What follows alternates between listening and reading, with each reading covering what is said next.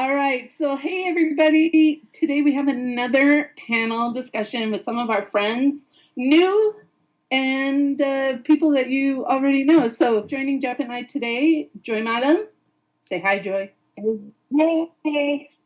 Lina Litonjua. Hola. And a new friend and panelist, Howie Cohen. Hello. Hey.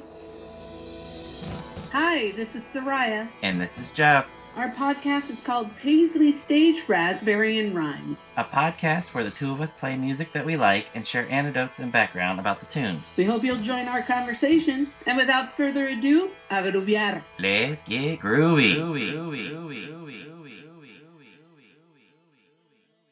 So Howie, first of all, wins the award for furthest distance travel to come see the Alley Cats, Danny and the Doorknobs, and the Zeros, because he came all the way from Washington. So, yay! Kudos. That's dedication. And I think Joy had the award for the closest distance to the venue in comparison to the rest of us. I think you were closest. Jeannie, I think, won that one, but yeah. And one member not here today is Jeannie Fent, who isn't with us, but is with us in spirit. She was at the show too. So, yes. Anyways, so today we wanted to kind of talk through the show, which was, first of all, pretty mind-blowing. Would you say, Jeff? Yeah, absolutely. Yeah, so it was 4 bands, all of which that we wanted to see. It wasn't just one band that we wanted to see and a couple others that we had to sit through. I was anxiously looking forward to seeing all 4 bands. And we were also hoping that our friend Dean would make it, but he had a prior engagement, so he wasn't there. But we got plenty of people on our panel as it is. So I think we're ready to go. So this show was pretty unique because it was celebrating the last and the 40th anniversary of LA Explosion. So that was already the draw. But added into that was Danny and the Doorknobs, who opened the show. Then Alley Cats, then the Zeros, and then the last. So we had a pretty full bill. And they opened the doors, what, Jeff, like at 2? Yes, at something like that. Right. And I don't even know what time I walked out. I really don't. 7, 8, 9, something like that. One thing that I thought was really impressive about the show is they really stuck to the timeline. So they had issued, or I should say posted, what the set list times would be, and they stuck to it like to a T. So the show was scheduled to end at 7 p.m. and it actually did end right on time. And it was pretty amazing that with all those bands, all those performers, how close to the actual set times that they stuck to. So I thought that was really impressive. And I forgot to mention, this was all at Alex's Bar in Long Beach in Southern California. So it was pretty impressive that they kept it. I think there was a lot of grumbling, too, amongst fans. Oh, only a half hour for the openers, and then we got the last. But like you said, Jeff, they really kept things on track. Lina, I wanted to ask you, because you're really, of all of us, you're the person with, I think, the greatest amount of knowledge of all of the last. I am the oldest. Well, I think one of the things our listeners would really like to know, has there ever been a moment where the last shared a bill with any of these other bands, or was this kind of a new thing? Oh, no. This was like a common thing, especially back in the day. Well, not with Danny and the Doorknobs, because that came later. But in the early days, you had to see the last and the Zeros and the Alley Cats. That was just Tuesday or Wednesday or Thursday, because they'd be playing constantly. So, that wasn't, it was great to see kind of like a recreation of that. But no, that was, like I said, all the time. So it was pretty commonplace. Oh, yeah. And then, Howie, had you ever seen the last before with this similar lineup, or no? I'd never seen any of them live before.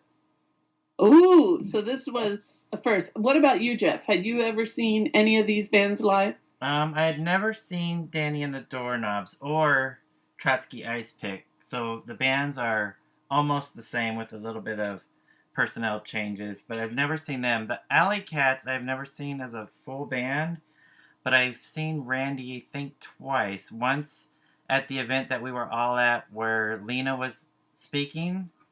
Right. So what was that place called? Story something?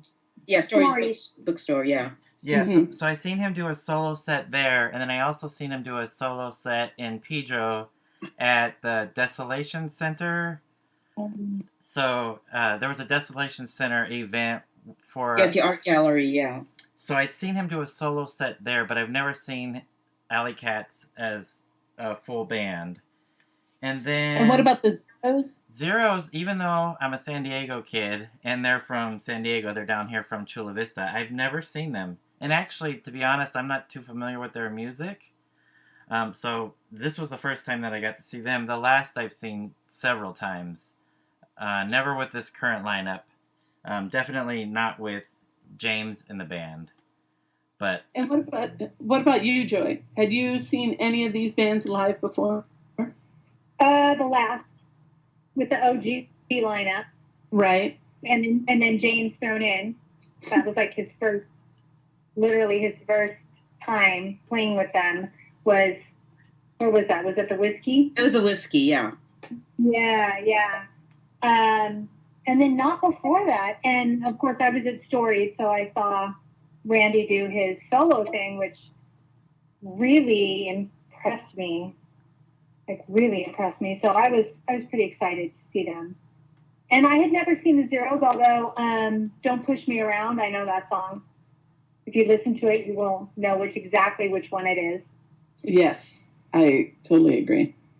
One of the things that I thought was pretty impressive before we get into the show, Lina, like you said, to see that lineup was kind of just very commonplace. For me, one of the things that I think is difficult with having this full of a bill is sometimes, the energies are off, but it was pretty consistent from start to finish, like high energy level. I really liked them starting out with Danny and the Doorknobs. Vidas Matare was just, and Keel, Johansson, they were fantastic. The band was really tight, really good energy level, and then boom, Randy and the Alley Cats walk in, and that was just, wow. I had seen Randy once before solo, but as a band, they're really impressive. And then the Zeros. And after the Zeros played, I turned to Lina. I happened to be sitting next to her, and I said, why don't I know more about this band? And I started making the connections with the Latino punk bands. And one of the things, just FYI, so one of the original members of the Zeros was El Vez. yes. Right, yeah. Okay, so I'm like, wait, what? How do I not know this? So I've been doing a deep dive in the Zeros. And it's a pretty neat trajectory. And then, of course, the last, right? So anytime you get Joe Nolte on stage, anytime you get some of those brothers on stage, I mean, he just looked pumped. The band sounded really good. So why don't we start out with Danny and the Doorknobs and move our way forward? What do you think about that, Jeff? Sounds like a good plan. Okay. So I think for most of us, perhaps with the exception of Lina, for most of us, this was kind of a new thing, seeing Danny and the Doorknobs. The members of Danny and the Doorknobs, Jeff, are Vidas Matare. Yes, he did most of the vocals, if not all of the vocals, or lead vocals in this version that we saw. And then he was also in The Last, and he's also in Trotsky Ice Pick, which is the same band. And then Keel, also in Trotsky Ice Pick. He's also from 100 Flowers and Urinals. He was playing guitar, and he sang backing vocals, didn't he? And then John Rosewell on guitar, also from The Last, or played with The Last for a while, and Trotsky Ice Pick. Yeah. And then Tom Hofer played bass. And I knew him from the Leaving Trains, which is why I think that Falling James was in the audience. The lead singer and main guy from Leaving Trains, but he denied that it was him, so maybe I'm incorrect. But Tom also plays in Trotsky Ice Pick as well, of course. And then rounding out the band was John Frank, their drummer, who played for The Last for a little bit. And, of course, he's also in Trotsky Ice Pick, so... The original set for the show was supposed to include Trotsky Ice Pick, is what Vidas told us before the show. but their singer, John Tally Jones, had a prior engagement, so he couldn't make it. So then they turned it into a Danny and the Doorknobs. At least that's what Vetus told us before the show. And I think John Tally Jones had to play with Radwaist, same time, same day at another venue. So they switched it up. And according to Joe Nolte, he told us that he wanted Trotsky Ice Pick on stage the same day because a lot of those members were from the last, and he wanted to keep his band that he's been rehearsing with the last year or two to play through the last set, but he wanted those guys also on the same bill, which is why Danny and the Doorknobs were invited, or really Trotsky Ice Pick, and ultimately Danny and the Doorknobs. All right, Lina, what did you think of Danny and the Doorknobs set? Well, I thought it was great. Like you said, that is essentially Trotsky Ice Pick minus John Tally Jones. But this was a new thing for me to see Vita sing do all the vocals. And I thought he did a great job. Normally, I know he's kind of reticent about singing. He's actually quite a humble man. So, but I thought, no, he did great.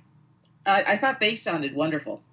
What was it, Joy, that Vetus told Jeannie? He said, I introduced her, and she said, "Oh, wow, you guys are brand new to me, and I really, really like your voice." And he goes, "But I'm not the singer." Howie, what were your thoughts on Danny and the Doorknobs? I loved it. I was ecstatic to see them because just one of my favorite bands over the years, Trotsky Ice Pick, and so I was just looking forward to hearing as many of those songs as possible. I was one of those people that was cranky that it was only a 30-minute set for them because I wanted to hear about 6 hours of their music. So, and there's definitely enough material. One of the things that I thought was really, really interesting, or just an interesting nugget about that day was, so as they're setting up, Jeff and I were just chit-chatting with Vetus, and Vetus turns to me and says, "Hey, Soraya, do you have this latest release from Danny of the Doorknobs?" I said, "No, I'll have to get it." He goes, "Oh," and then he just reaches into a bag and he produces it. He said, "Here, have that." And then it was funny because Keel was selling Trotsky Ice Pick. So like one was just given, and he said, "Just take it." And the other one, I had to shell out a little bit. And then Howie, you got a similar gift, right? Yeah. I went up to introduce myself to Vetus after the show, and he said to me, "Yeah, you're the guy that posted on our Facebook page at 37,000 feet." I said, "Yeah, that was me." He goes, "Oh, let me give you something, a T-shirt, an album. What do you want?" And so he gave me the Danny and the Doorknob vinyl. Nice. Which Howie then took a photo of himself on the plane saying, what'd you say? I'm holding my baby in your lap as you're supposed to do on a plane. Oh, So. I saw that. That's so funny. That was the funniest thing I ever saw, and I'm sure people gave you quite a look. I suppose so. I don't know, but I didn't want anything to happen to it, Of course not. No, it was. Jeff knows all about protecting the records on a plane, so. Yes. Yeah. But what I really liked about Vetus is, first of all, I didn't see Vetus turn anybody away when they wanted to chat with him a bit, and he loves to talk music. And Jeff, what's your connection with your bands and Vetus Matere?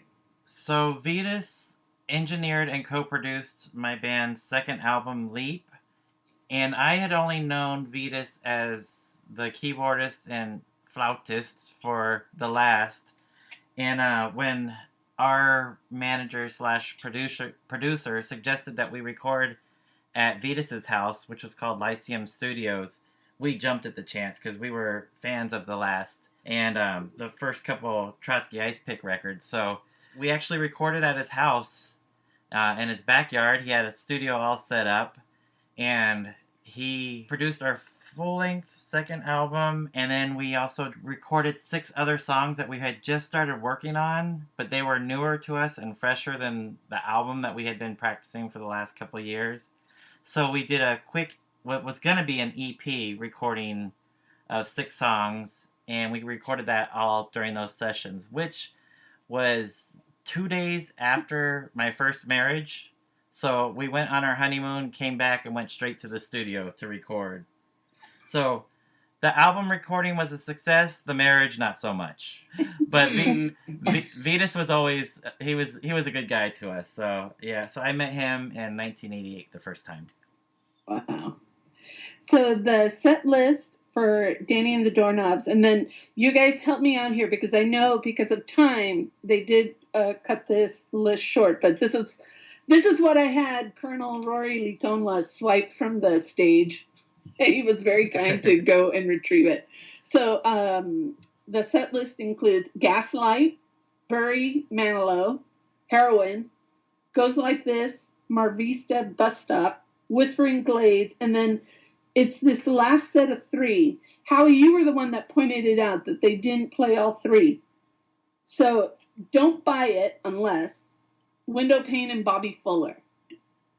You said it was Don't Buy It that wasn't played, right? I think they skipped that one, but I thought they might have skipped Window Pane also, because I was thinking they went from Mar Vista straight to Bobby Fuller. Bobby Fuller. So maybe that was it. Maybe it did go Mar Vista, Bobby Fuller, because we were hitting that half-hour mark right about then. Yeah. Okay. So again, and we'll post a photo of this set list, but still a really solid, good set. 30 minutes, and yes, Howie, I hear you. Way too short. Yes. Way too short because they just sounded really good. Jeff, you're the musician here. You and Lina, what did you think? How'd they sound? I loved it. I loved hearing all of those guitars coming out of that stage, and I thought Vitas sounded great. Like I said, I've met Vitas, and I've known him over the year, but I've never heard him sing from the stage. I thought they sounded phenomenal, and they sounded really tight, and it looked like they were having a good time. So I think it came across in their performance that they were enjoying being there. Yeah. Joy, what about you? I was surprised that Vitas was the lead singer for the whole thing. I had told Jeannie as we walked in and they were just finishing, tweaking all their equipment up there, and I said, "Oh yeah, that one's the lead singer." And no, it ended up being Vitas. And it was a good surprise. I mean, I gotta agree with Jeannie. He's got a great voice, and I just thought the set was really tight. And I didn't know the story behind why it was changed from Trotsky Ice Pick until Jeff just told it. So I was really happy to hear Barry Manilow, from Trotsky. So yeah, it was great. I was happy. And one more thing I wanted to add, I think this show, while we were all there for, obviously for all these bands and especially for the last, it's surprises like that of having Vitas sing lead on all these songs. Like, we got a really special afternoon. I mean, there is no way around it. And then, so then Danny and the Doorknobs, after a very prompt half hour, boom, we switch into the Alley Cats, which is a 3-piece. So we go from all those guys to 3 people who sounded as if they were 10. Yeah. Yeah. Right? A 3-piece nuclear weapon. Thank you. I like that. I think that's the best way to describe it. Well, that's how they always sounded, though. It's like they were always 3-piece, and they always sounded like much, much bigger. As they set up, one of the first things I see, so I see Randy setting up and kind of testing out, and the guitarist, and then I see the drummer, and the drummer just sits down, and he just looks so like this quiet guy. And right before they start, shirt comes off, And he just starts banging on that drum. I'm like, I'm in for an event. So I was like, all right, bring it.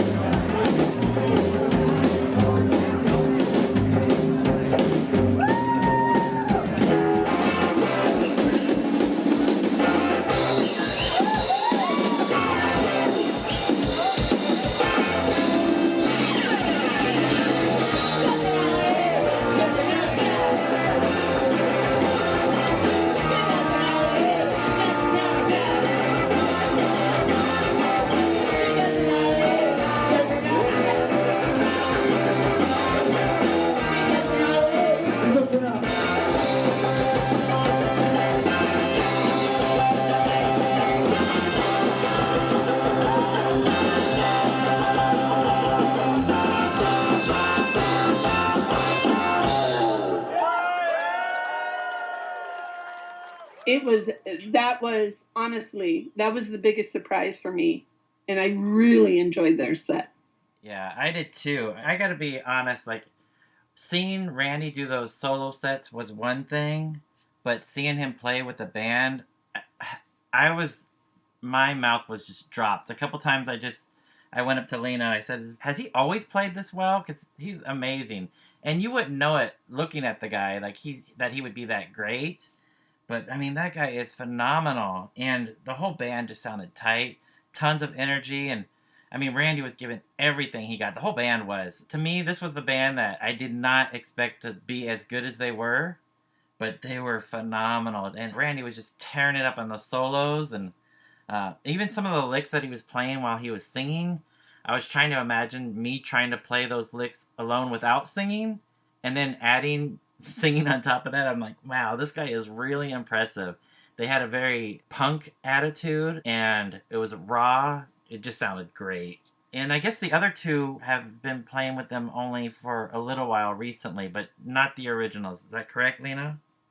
No. The originals were, of course, Diane Chai, who everybody always asked about. She was the bassist. And the original drummer was named John. Now I'm having a senior moment here. I can't remember his last name. But also, again, a very quiet-looking, very straight-looking guy until he started playing. So Randy must have a type of drummer that he likes. But the reason that he can play like that, play so intricately while singing, is because he's been doing it for, well, let me see. I think the Alley Cats originally started playing in 1976. So they were like one of the bands that's how they made their money, was just from gigs. So they were playing constantly. So that man, the reason he plays like that is because he doesn't know how to do it any other way. He's been doing it forever. Wow. And Lina, weren't you telling me at the venue, at the show, that the Alley Cats actually invited maybe Salvation Army and maybe your band Peer Group to play? Yes, actually, it was the Alley Cats who did a kind of like a South Bay night there at the Whiskey, because they were always playing there, and they invited us and the Salvation Army to play on the same bill, and we opened up, and so it was like our one and only time that we got to play at the Whiskey, unfortunately, but still I got that experience, so that was great. And then we had Unit 3 with Venus, who was a 9-year-old girl with her parents and her uncle and aunt. So I always say, yeah, we opened for a 9-year-old. And then it was Salvation Army and the Alley Cats, and that was, I believe, in 1982. So that, like I said, that was quite a tremendous experience. And they were always the nicest, most generous people that you could ever hope to meet, especially during the punk era. Wow. But that's never changed up to now. I mean, Randy, well, every time he sees me, he always says, yeah, I remember when we gave you that gig. It's like, yes, and I always appreciated that. Nice. Oh my gosh. Howie, what about you? What do you think about them, the Alley Cats? I loved them. I wasn't really familiar with their music at all before the show. I'd checked out a couple of videos on YouTube, but I thought they were great. And April blew me away. I just she was just really, I don't know, presence on bass. I was really I was on that side of the stage too, so maybe that's something to do with it. But they were great. I really enjoyed their set. They were just, the energy was ridiculous, and literally, they would just stop playing and count it off. 1, 2, 3, 4, boom. And just start playing again. But yeah, Randy is really impressive when you see him with the ensemble. I think, alone, he's already impressive, but then you just see this and I was just blown away. Absolutely blown away. And that set, like, the applause level just started rising. And then when they walked off, I mean, like, the energy totally shifted in the room. It was really, really interesting. And then we get the Zeros. Wait. One thing. What? Go. I just wanted to bring up one thing before we move on to the Zeros. And I don't know if you guys knew who he was, but the Alley Cats brought up a guy on harmonica or mouth harp. I don't know who the guy was, but that guy was wailing on that thing. So for a little while, for one song, they were a 4-piece, right? Just for one song. Yeah. No, I didn't. Okay, this is how good this show was. I didn't take notes until the very end. At one point, I caught out of the corner of my eye Joy looking at me, making like a sign, like, write this down. And then I go, oh, wait, I'm supposed to make some sort of notes about this. That's how engrossed I was in this show. And, like, I regret it now. But I have a feeling that videos are already starting to kind of trickle out. So I think someone has got this whole show together, and probably we'll see it eventually. Well, I know they have the last entire setup, so probably the same guy who did the last might have some more. Yeah, and I would stick around. And for those of you who are like us, fans of the last, someone's already posted some videos, and they're worth checking out. I mean, this was just a really special day. Okay, so let's move on to the zeros. I couldn't listen for the word.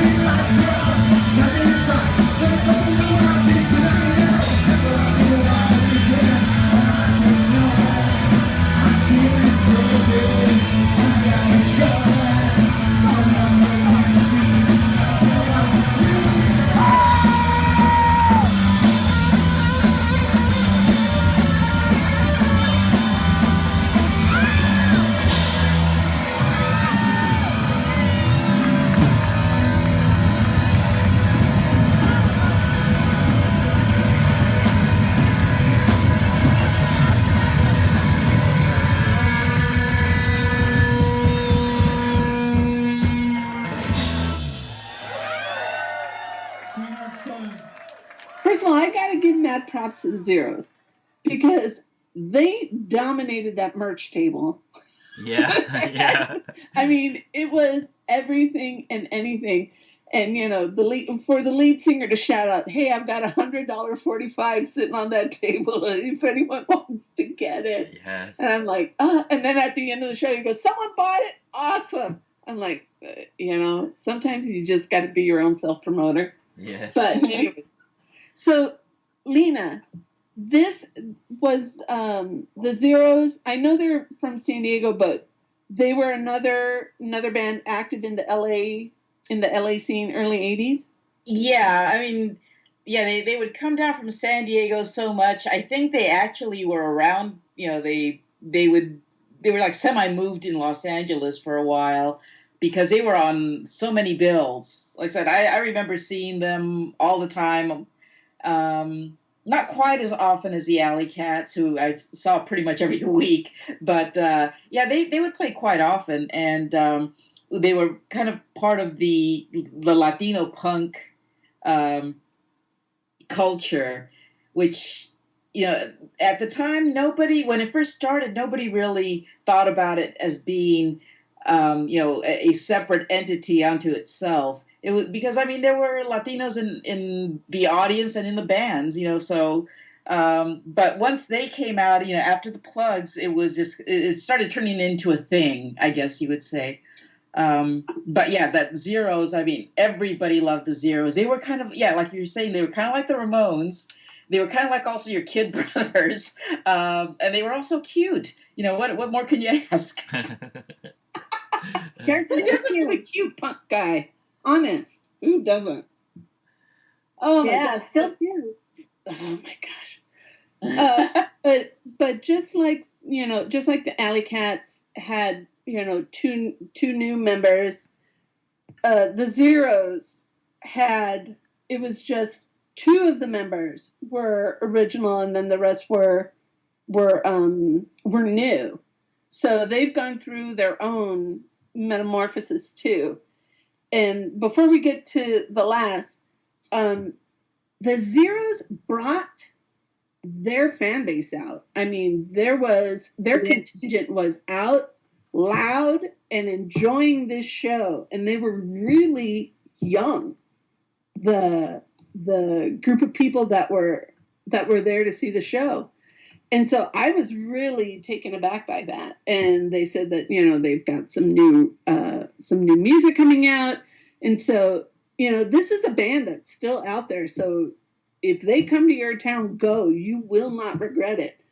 But yeah, like Joy, like you mentioned, I think there's one song that I think a number of us can just say, yes, I know that song. That's the Zeros. Okay.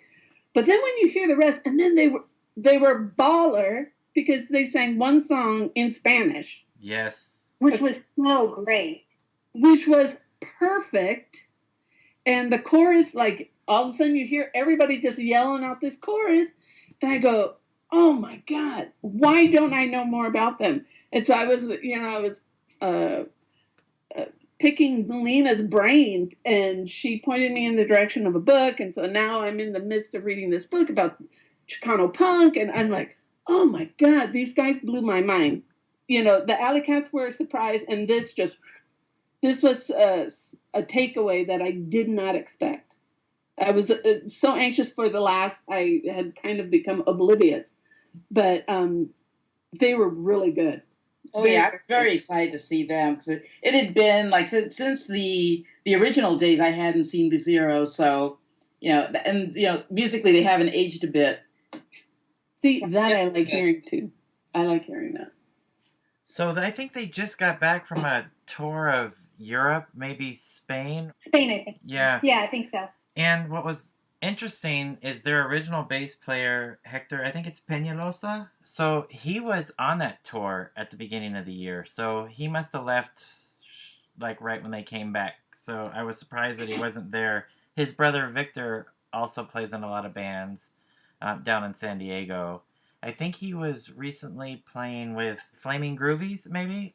So I was looking forward to seeing his brother Hector play with the Zeros, but apparently he is no longer with them, or at least he wasn't for the show that we saw. The lead singer, he said something that was so, the way he talked about, the change in the band, he said, he was talking about Hector. He said, Hector left, he went on to different things, new things. He goes, and we are too. So, and then he just starts strumming and like a new game. So like there wasn't animosity, but it was more like, hey man, he's doing his thing, we're doing our thing, so let's just get it on. Boom. Yeah. And the new guys doing a good job. My God, first of all, that new bassist, ridiculous. That guy was just insane. And they just have a really tight sound. So Lina, it really makes me happy to hear that they haven't skipped a beat musically. Oh yeah, we even with personnel changes, I mean, they were just on fire. Oh my God, so good. All right. Even though we don't like change like that, it does show. No, it's true though. We don't like change, but it does show that when a band has got solid music and all that they can go on. I'm glad you brought that up, Joy, because I think we can talk about all these bands having to go through some sort of change, but still be on point musically. In other words, the music is still relevant, it's still quality, and just because it's not the original lineup, I don't think there was some loss there. I think we gained something as fans. And then, then we shift to the last.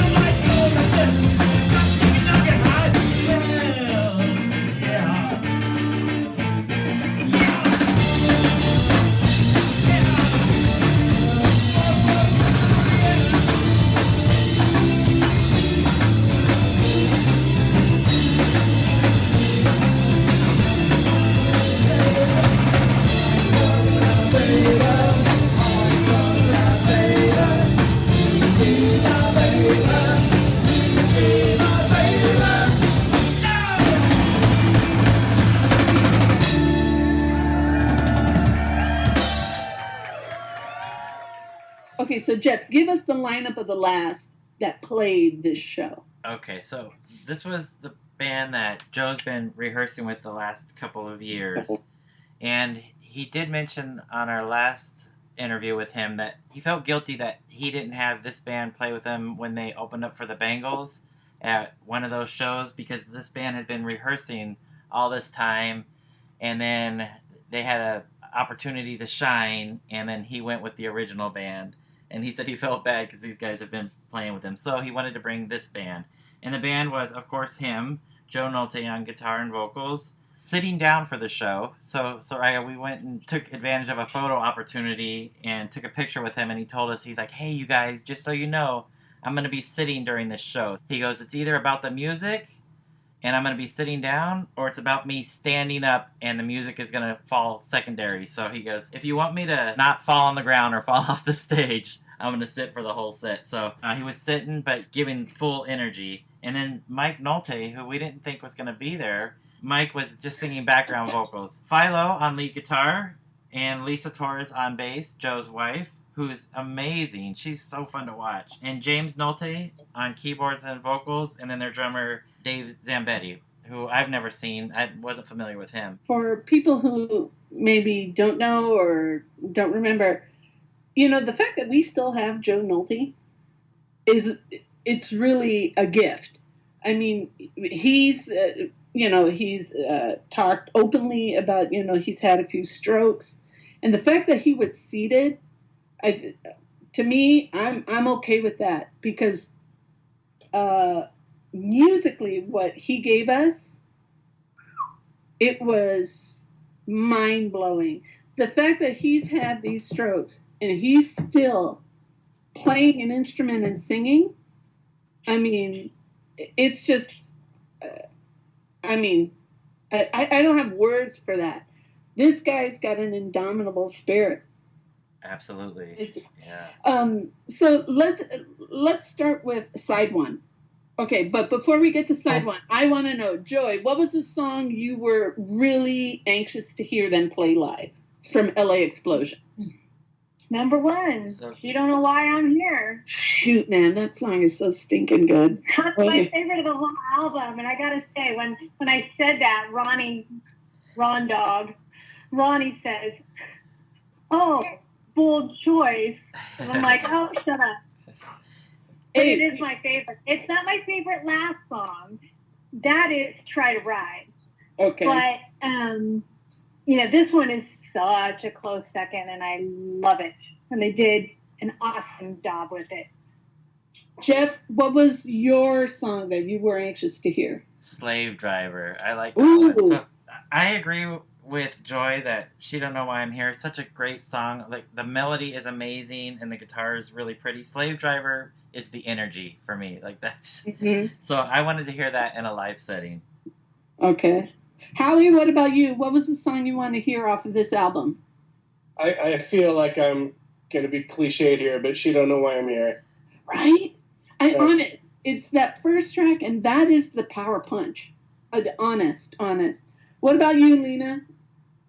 I hate to sound jaded. Okay. I've heard She Don't Know Why I'm Here like a million times, but I love it. Absolutely adore it.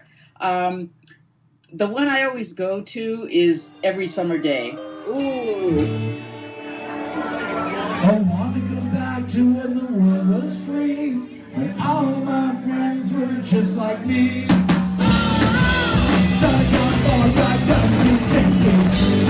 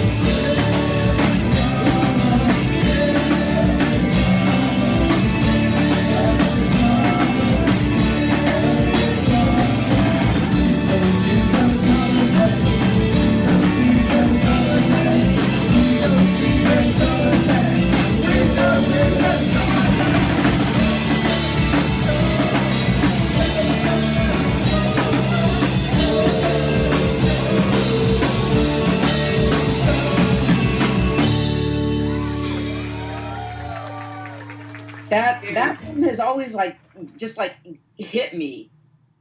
I mean, I listen to it and it just it takes me back to that era. It takes me back to an earlier era, and they don't actually play it that often. So I was really looking forward to them doing that, and they did a great job with it. Oh my gosh. Soraya, what about you? So for me, it was, I'm looking through that first side, the second side, and I'm like, this one. But Slave Driver and Century City Rag were the ones that I was anxious to hear live because they made an impact on me just by listening to the album. But, this was a really unique show because they played the album start to finish. So, first of all, they set up, and literally, there is no intro. There's nothing. They just start going. And it is full force until the end of side one. Okay? So, one of the things about this lineup, because it is his nephew, right, that's playing keyboards. Yes.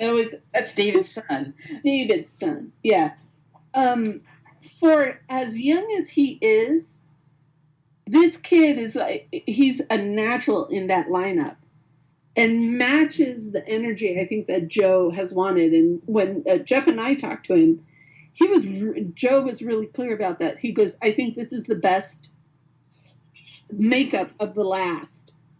Well, he's the Prince of Nolte. He's it's like the royal family, and right? And even his mother married into that family, but in her own right. Exactly. Yeah. I mean, music coursing through his veins. And I mean, the pedigree.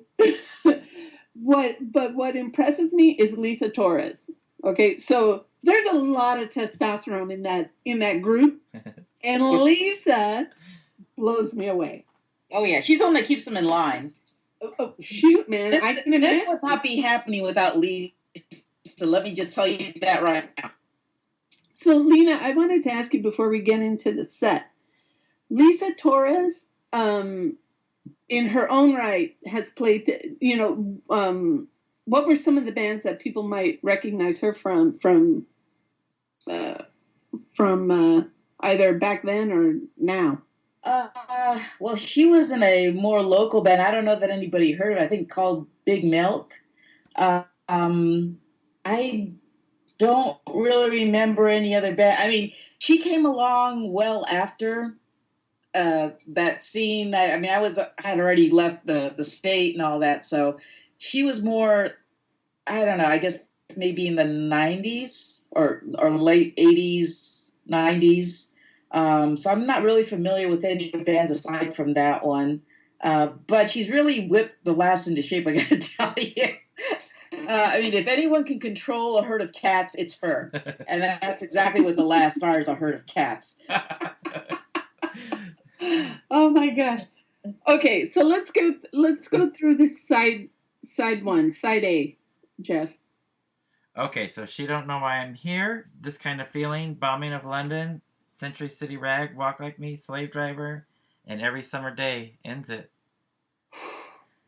That side is, I mean, I didn't catch a breath until he goes, and then Joe talked a little bit. So, okay, did anything, I mean, all of it was really good, but Howie, for you, this side A or side B? Side 1, side 2, which is your favorite? Side 1.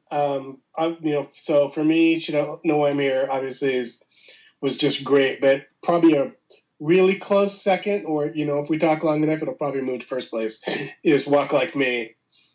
And I love that song, and it's interesting because it changes speed and the way it finishes up, and just the screaming.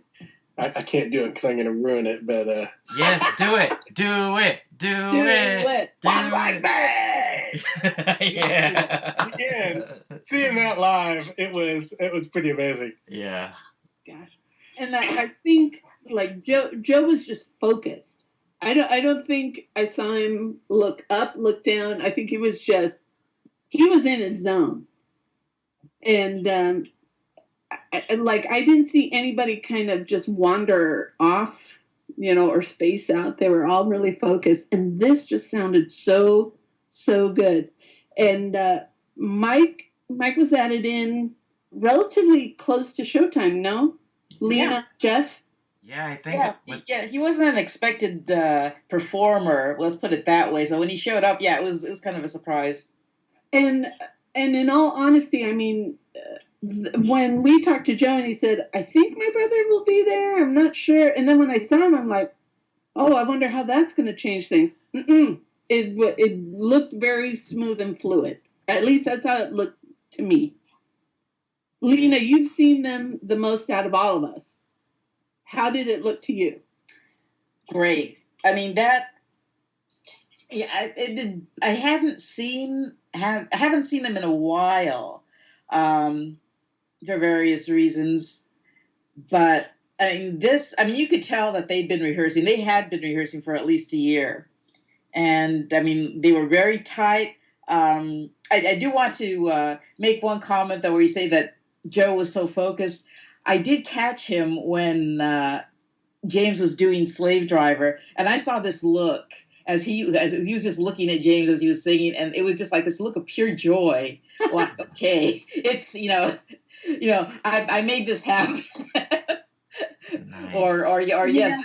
And I noticed Mike looking at him with a big smile on his face. And eyes beaming from both of their eyes. I saw the same thing.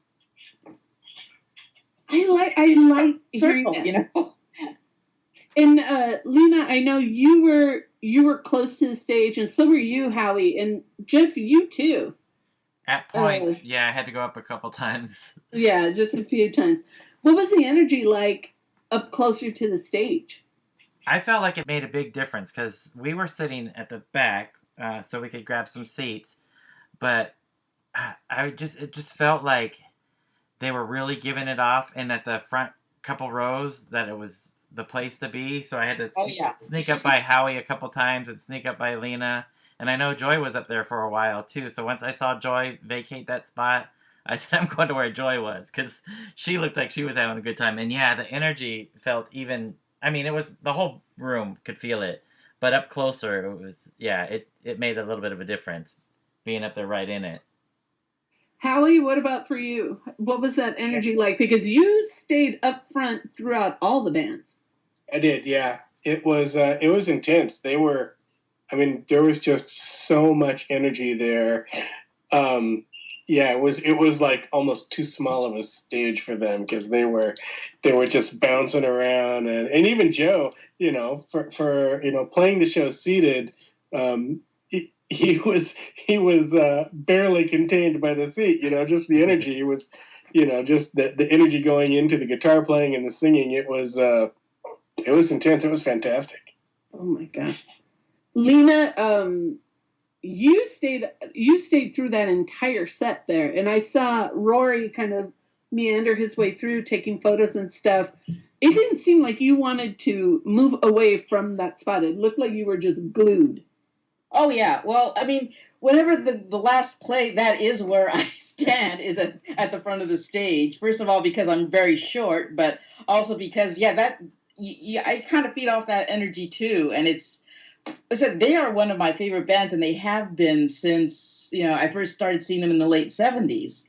So, it was a very special thing. And since then, it's kind of blown my mind to think, I saw them when I was in my late teens originally, and, here we are, 40 years after the fact, and it's like, and they're still playing, and we're all still here. So it is kind of amazing to think about it that way. It's really impressive. And after that first side, so then this is where Joe then addresses the crowd, and he says a few things. And Joy, this was the part where I started taking notes. Like I finally caught your hint. So one of the things that was interesting were the shout outs that he gave, because Joe took some time to talk a little bit before they went into side 2. And he mentioned that Mark Stewart, Gary Stewart's brother, had wanted a song dedicated to Gary Stewart. Gary Stewart had passed away earlier this year. And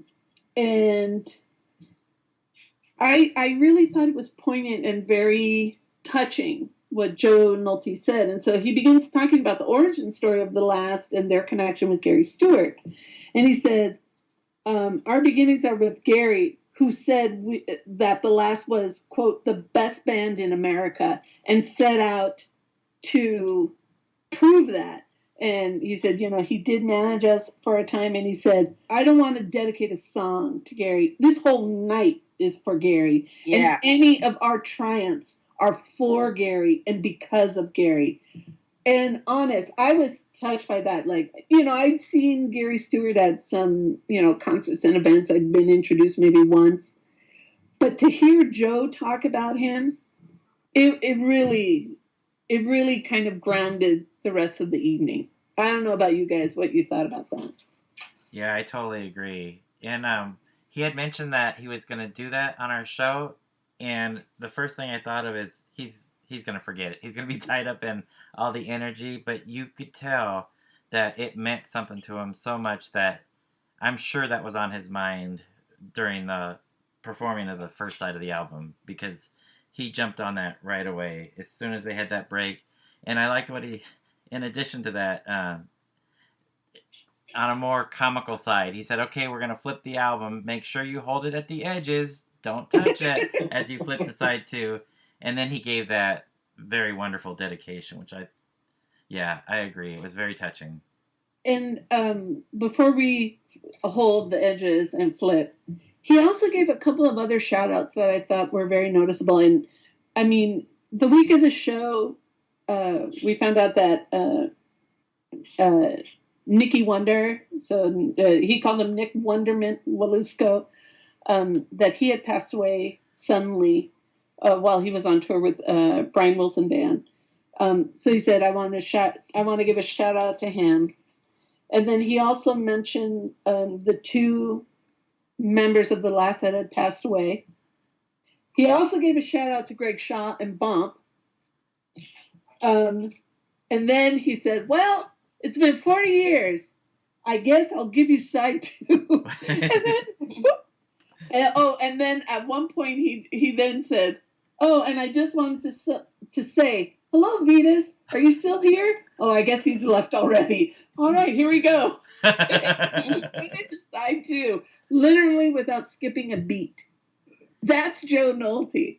And Lina, I know you've seen him so many times, but is he always this funny? Oh, yeah. Yeah, I think he enjoys the banter as much as the playing, to be quite honest. I mean, you've talked to him before, of course, when you interviewed him. When that man starts talking, it's hard to get him to stop. And in fact, I remember seeing Lisa kind of, remind him, hey, we got to get back to playing when they were on stage there. So, yeah, that's Joe all over. Oh, my gosh. And then towards the end, at the encore, I just have to, well, I'll save that. So, side 2, Jeff, walk us through the tracks. So, The Rack, which Mike sings, Objections, A Fool Like You, Someone's Laughing, I Don't Want to Be in Love. I think James sang that one. Oh, yeah. Yeah, that was what, if I can say, it's like David used to hate to sing that because of the line, love is a gobbler, love is a turkey. So that, I thought that was hilarious. Now they have James to do it. Nice. And then a cover, Bebop-A-Lula, yeah, Laughing at You, and then the reprise of The Rack closes out the main set. Oh my God. Okay, so Howie, side 2, which was the song that you were happy to hear live? Objections, definitely. Done. I totally agree with you on that one. Oh my God. See, this band just sounds so good. There wasn't a bum song in the set. I mean, that whole album is really good, but I liked it all. That song feels as relevant in 2019 as it did in 79. Yeah, good point. Well said. What about you, Lina? What was the memorable song of side 2? You know what? The whole thing.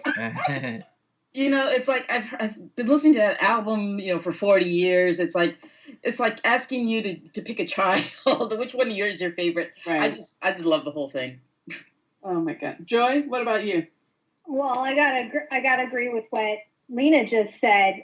So, but I can say that after the fact, looking back on it, how about that scream in Bebop-A-Lula? Yeah. Holy cow, was that hot? That was great. Yeah. And that was just, again, pure joy. That was just like from the gut. Yeah.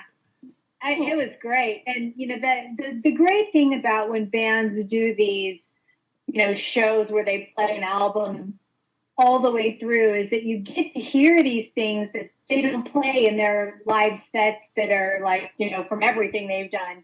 And that's what's so nice that's what made this day really, really special, is that you got to hear things that you didn't hear otherwise. So, but yeah, that scream, I was like, oh, where are the blood pressure pills? That was crazy. I've been having a blood pressure attack and it wasn't even me. Jeff, what about you? What was your side 2 stellar moment? It was cool to hear Mike sing The Rack, so I wanted to see that and a little change of pace, and I wasn't sure how it was going to go down, if it was going to end up being a mess with Mike leaving and then coming back. So I thought I was a little on edge, thinking, okay, this could bomb, but nope, it didn't. They tore through it and it sounded great. Yeah. And I echo Howie. For me, it was objections. I don't know. This album really exemplifies the time, but I think Howie made a really valid point in that it's still a relevant album, still a relevant compilation of songs that still make an impact to this day. And I know on iTunes they have a version of LA Explosion that's got some added tracks, and it's been remastered and it sounds beautiful. I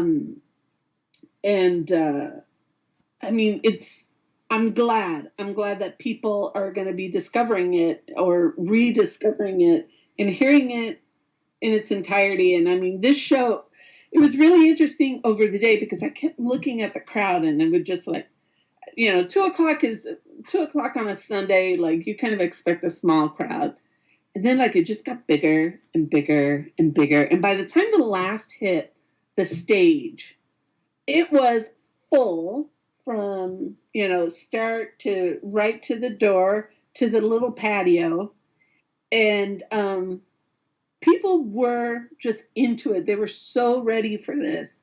And it was really an appreciative crowd. Like sometimes you go to these reunion shows and you're like, the crowd was just kind of out of it, or they were jerks, or, they kept holding up their cell phones and nobody could see the show.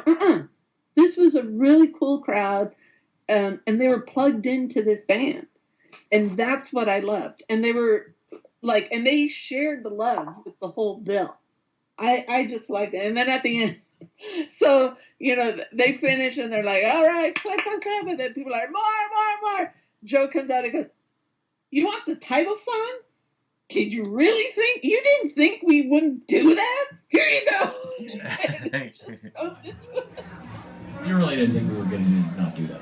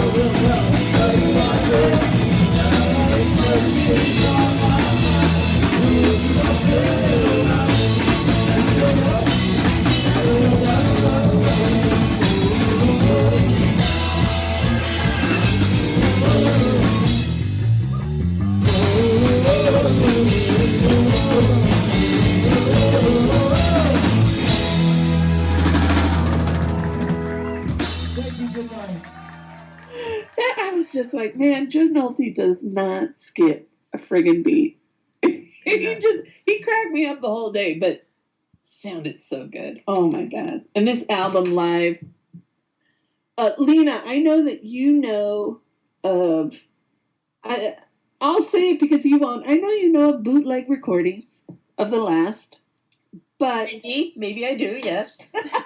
I know you've heard of such illegal activity. I have. I've heard it mentioned, yes. Yes, I know you would never dare have anything like that in your home. Oh, no, not at all, no. Of course not. But I might, but we don't talk between you and me. I don't know nothing about nobody. but my question to you is, in some of the bootleg shows, is there a bootleg show of LA Explosion start to finish like this, like what we saw on last Sunday? I don't think so. At least not to my recollection. I have, some of the early shows that were taped, but not. I mean, so it was mostly LA Explosion material, but not in order sequentially, start to finish. So yeah, this was a very special occasion, and the way you mentioned, how the crowd kept building. The thing with the last is people are rabid about them. I mean, they've been rabid about them since they started, and it's only grown as people find out more about them. And if you saw, the crowd there was, I think, even though there was like a very heavy, let's say, mature contingent. I was very happy to see that there were some younger people there too, digging it just as much as everyone else. Oh, you know what? Speaking of that, Lee from Burger Records was there. Oh. And so I was talking to him and I was watching him, I could see his little head going, he's very tall, but I could see him kind of over the crowd dancing like to the zeros, and then he worked his way back over. And when the last took the stage, he leaned over to me and he goes, "And now you're gonna get a history lesson." This is history right here. He goes, "I've been listening to these albums forever," and I thought, "That's awesome. That's awesome." And the guy that briefly introduced the last from Alex's Bar.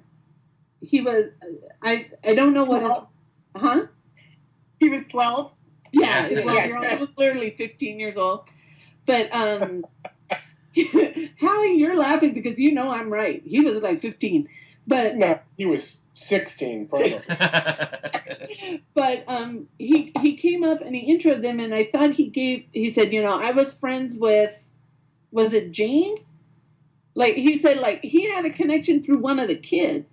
And then he goes, "Yeah, let's figure out how this kid got to be the booker of the show." Like, but that's cool. I that's totally a like whole. That.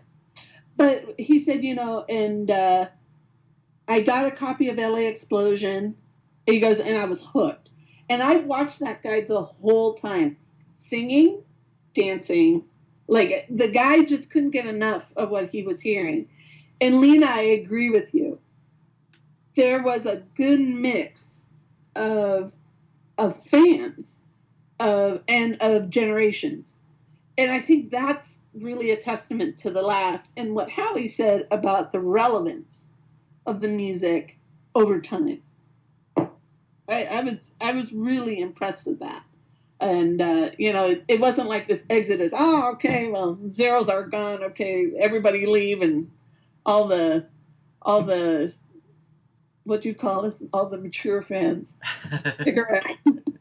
There was a nice mix. And I think that's really a testament to what Joe provides. And okay, so we saw the show, we saw Joe. What do you guys think? Do you think we're going to get more music from them? Lina, what do you know? You're the insider. I am not allowed to say. Oh, so we're getting new music. Oh, that I'm not. Hi. So Lina, I'll move on. Let's hope. That there's some, because there is a lot there that that can be released and that can be written, because I've often said this, but Joe is like one hell of a songwriter. I put him, right up there, like with the best of the best of the songwriters. So that's what I say anyway. Okay. Howie, what do you think? Do you think we're going to get some new music from them? Do you think there's something still there? There's definitely something still there. You saw it in just the energy that we saw all night from them. So yeah, there's definitely something still there. I guess I'll just say I hope there's more to come. I certainly feel like the potential's there. Oh, absolutely.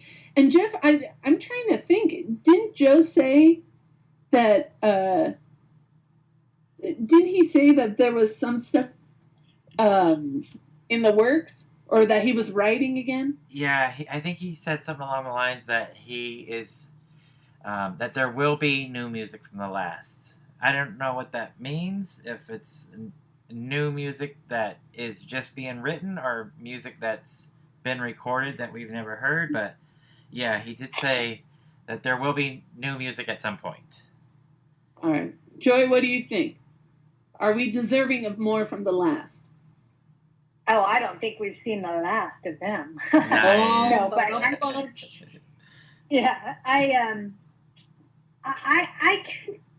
I could see how they would have a lot more to put out there. I mean, that lineup is tight. I mean, good point. And how does a guy like Joe not have anything left to say? Excellent. No, point. and I don't think that is a joke. I mean, like, no, he is it's a prolific. He is such an awesome songwriter, and I love his lyrics. He's a great lyricist too, and I can't imagine he would be done. It's interesting because after the show, I was talking with Lina, and I know Lina is one of their super fans. Tom Stevens, and there's one other person, right, Lina, that I consider you guys like the ultimate. Oh yeah. Yeah. Yes. And the Tom Stevens I'm referring to is Tom Stevens of the Long Riders. Yes. But one of the things that I asked Lina about is how is there no kind of compendium of the last works, of like bringing these bootleg recordings or these additional recordings or things that you don't hear often. And I'm so surprised, and Joy, I join you in that. I know this isn't the last that we'll hear from Joe, and I think he's motivated and wanting to do more. But I'm surprised that someone hasn't taken all these things together and tried to remaster and re-release, because all of us, I think, can talk about different iterations of the last. Like, Joy, you have a friend that was in the last, right? Tony? Yeah. And when Gary took over as manager. So, yeah. And so many people, Jeff, from Paisley Underground talk about the last being an influence and wanting to try out. And then what Joe said was, I was looking for a certain sound, a certain voice. And, so when Suhoff said, yeah, I want to be in the last, it didn't jive with the sound I had in my head. Or Steve Wynn. I mean, we've heard that over and over and over. And I go, I would love to hear all these different versions of the last. She even, Suhoff's even tried to bribe Joe with some booze. What? Yeah, oh yeah. She brought him some flowers and some booze, and he still turned her down. That's cold-blooded. Cold-blooded. But he said, we were the Beatles, not the Mamas and the Papas. That's right. I was at the last for like 1 second. What? Well, no, Joe had been talking on, they have the last board, which I think is now like inactive. But for a while, Joe would be on there and he would tell a lot of the history of the last. And he was always talking about how the different people who had been in the last that got fired from the last. And I told him, gee, I feel kind of left out not having been fired from the last. He said, you want to be in the last? I said, yeah. And he said, okay. Okay, no, you're fired. So I was in the last for 1 second. Hey, Jeff, even I could be in the last if that's the case. Right. Yeah, we gotta make a Hire me request. for a second and then fire me. Yeah, that's a badge of honor, I would say. Joy, your friend Tony was in the last for how long? Oh gosh, I'm not even sure. I want to say maybe not quite a year. Because there was a photo of him as part of the band. He was very, very young. He was like in high school or maybe fresh out of high school, but I want to say maybe in his last year of high school. And he said just watching Joe, he would just sit back and watch Joe. And he's like, man, I want that. I want that. And that's what inspired him to move on and start the question, was just, being inspired by Joe. He gives him mad props. And we've talked about the question before, and hopefully one of these days we'll have Tony on and talk about his body of music. But it's really interesting how The Last is this link that so many other musicians point to as part of their development, someone they looked at or a model. I just find it really interesting, and little did we know our own Lina Litonjua was in the last It was glorious. Let me tell you, the experience will stay with me for life. Hey, Lina, how long was Steve Andrews in the band? I think he came in. Well, there is an unreleased. I mean, it's like the most well-known unreleased album probably of all time. Was the Look Again album, which was supposed to be the follow-up to LA Explosion. And he was in that version along with John Rosewall and the one that everybody used to call Eggplant, John Frank? John Frank, right. And that version, Steve Andrews was in it for, I think, about 9 months, more or less, before they went on to the next version. Nice. But I think John Frank, I know, was the drummer for a while, through a couple of albums at least. He's a nice guy. I like John. Yeah, he was really nice. That was the first time that I got to meet him, was at the show. He was really nice. Yeah. Well, before we say goodnight and call this an episode, Lina, I wanted to ask you one thing before we part. You had a party where you had The Last play in a version of Leaving Trains? Oh, yeah. This was in 2005 when they did the Wharf Rats release, the CD release. And they had all the bands that were on the Wharf Rats record and the Keats Rides a Harley release. They released both those at the same time. And so they had this great big show at the Echo. And they actually had the question on that bill also. And the Earwigs, The Last, Wednesday Week. And there were so many bands on that night. But in any case, The Last, that was also with Steve Andrews, who flew in for that. They performed, and they were so hyped up after playing, because they hadn't played in forever, I think. I don't even remember when the last time The Last had performed. And they were just so, I said, hyped up about it, that a couple of months after that, we would have this annual big party that we'd have at my brother's house. And at that point, I'd already gotten to know Steve Andrews pretty well. And so I thought, well, gee, I just figured I'd ask Joe and all of them. I said, hey, would you guys like to come and play at my party? And everyone agreed, and even Steve Andrews flew back in from Washington to play at the party. Wow! And we had some members of Leaving Trains. We had Tom Hofer there. I believe I know we had Kel there. I think John Talley Jones as well. So I mean, it was just like they weren't there to play really, but since they were there and there were instruments around, so they ended up playing. playing a couple of songs, as I remember. But that was pretty amazing, I have to say. And then we had, the last again. And that's definitely a highlight. Wow. Oh my God, I want to be invited to Lina's VIP party. I'm telling you. Yeah, what happened to the venue for it? I mean, those were, I lost my venue for that stuff. My gosh, that sounds. But can you imagine? Brat, came out in '83, and then when they did the CD and added a couple tracks here and there, what year did you say that was? That's 2005. That was 2005. Oh, okay, all right. So I wasn't speaking to Tony at that at that point. That's why I did not know that they played at that, and I was wondering if it was like what iteration of the question it was that played at that. But oh man, it still makes me sick. I didn't get to go. That must have been a great, great show. Oh, it was amazing. And actually, I believe there's probably some video of it if you look around, or at least some photographs.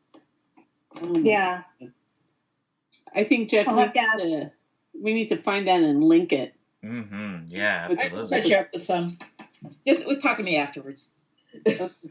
See? We got to be in with Miss Lina. Miss Lina knows what's what. All right, Jeff, before we round this out, okay. So, Howie, I'm going to start with you. Because, first of all, hats off again that you traveled. I mean, literally. What did we do, Jeff? It was announced. Howie saw it and said, I think I'm going to try and come down. And man, he got everything together.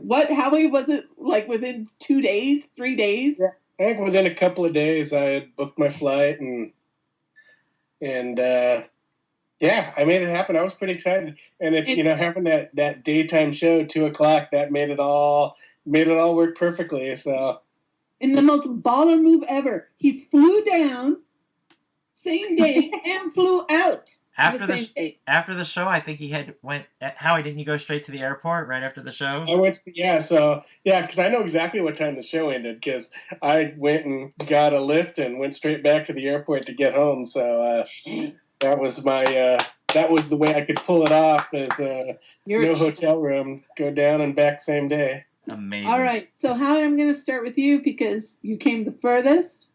I want to know, what's the one memory you're taking away from that last show?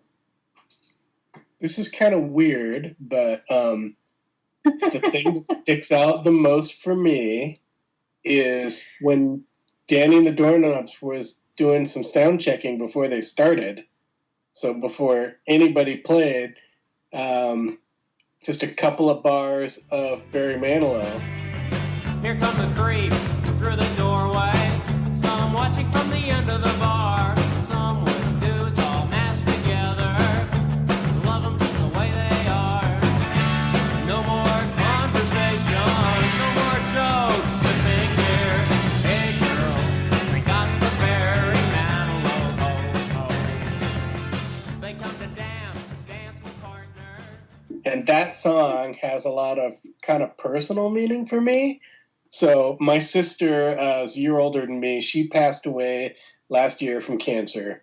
She's so I'll get the bummer part out of the way real fast there. And she was a huge Barry Manilow fan, like crazy huge Barry Manilow fan.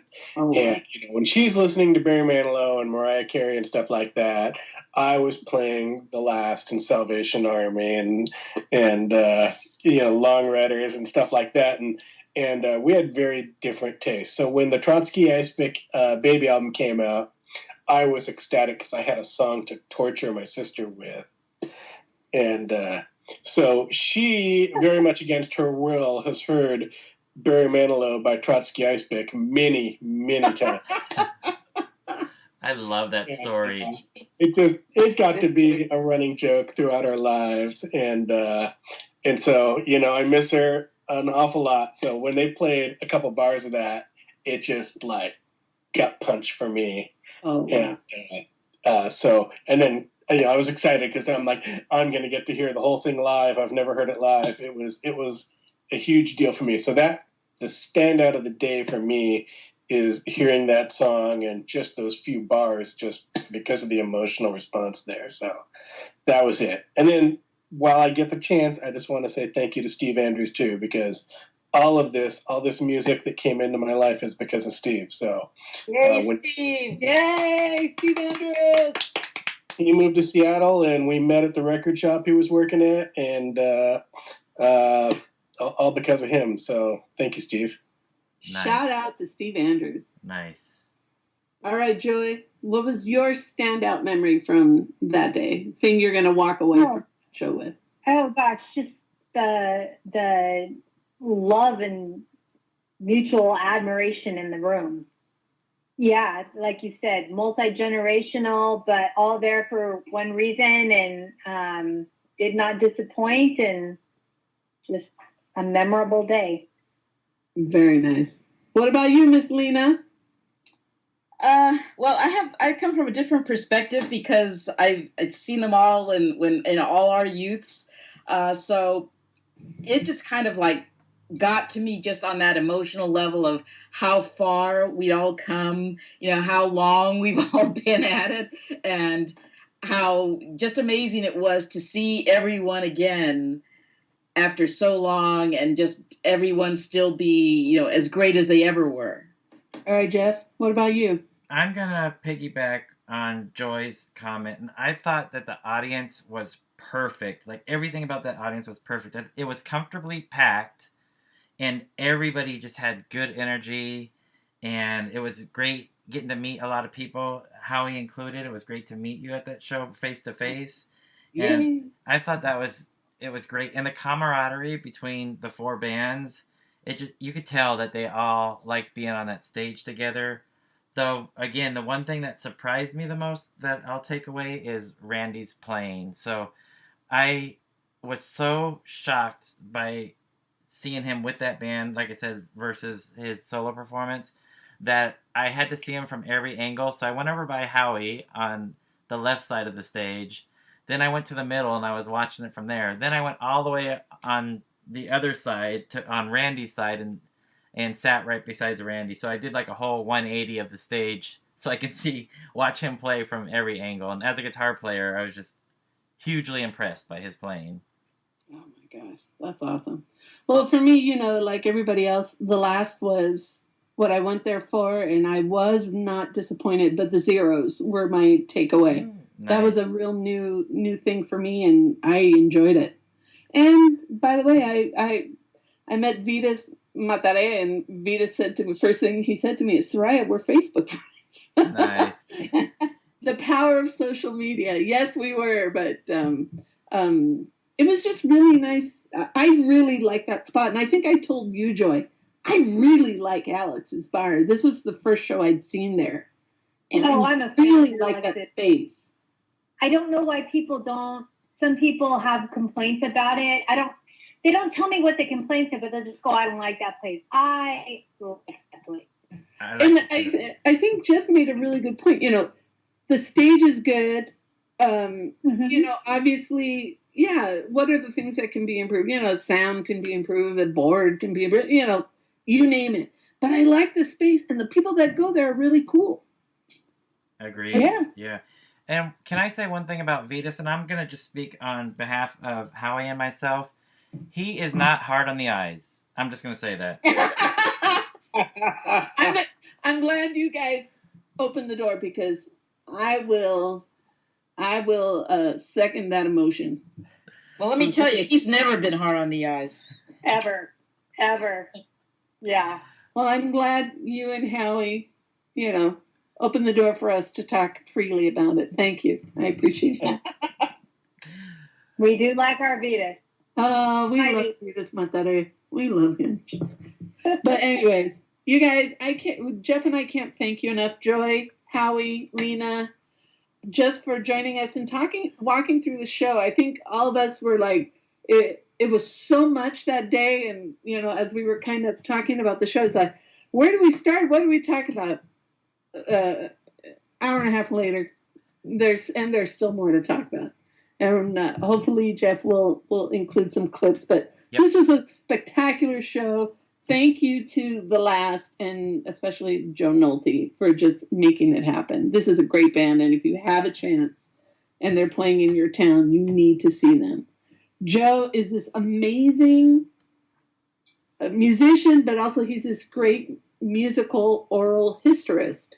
And I mean, I'm so glad that we've had a chance to talk to him and get some of his history down, because he's got stories, man. He's got stories. Love Yeah, him. if you see him, please, everyone bug him to write that book. I've been asking him that for years, and he really needs to do it. Lena, I think since you were a former band member, you may have an in. Just tell You have him. more clout. Yeah. Oh, he doesn't listen to me. He never listened to me when I was in the band, so, you know. Yeah. But Start telling Lisa then, because she's the one that gets stuff done. yeah, tell Big Boss Lisa. Big Boss Lisa can get that, because all he really needs to do is just start talking into, the recording device on the smartphone, and then just someone will transcribe it. But he's got so much to share, and he's so integral to that early '80s LA scene. I mean, we need more. We need his book. We need his memories, because he says, I've had a couple of strokes. I don't remember too much. The guy is like a walking book. Honest. He is. I mean, Lena, you know him a lot longer, but he doesn't skip a beat. And when, the memories come, he just boom, boom, boom, names, dates, places. It's ridiculous. But this was quite the show. I'm so glad I was there to see it. I really, really am. Agreed. Oh, yeah. Again, thank you, Lena. Thank you, Howie. Thank you, Joy. Yes. Thank you, guys. This was really fun. Yeah, thank you guys. So, Yeah, Howie, thanks for having me back. I don't know when's the next show we're going to get you to fly down for, but we'll work on it. Okay. I've got more in mind, Miles. I know which one. Which one? The Long Riders. Long Riders. Well, there you go, man. Long Riders in October. You've done it before, bro. I was hassling them. They're coming to Portland. That's I was right, hassling they them are. online today to, you're coming to Portland. Go 3 hours more. Come up to Seattle. Come on. You never know. When Sid's at the helm, you never know where they'll end up. So be careful. They may just surprise you. That would be great. All right, everybody. As always, gente, a gruviar. Groove on, Paisley people. Later. Thank you. Bye, y'all. All right, Bye. Jeff.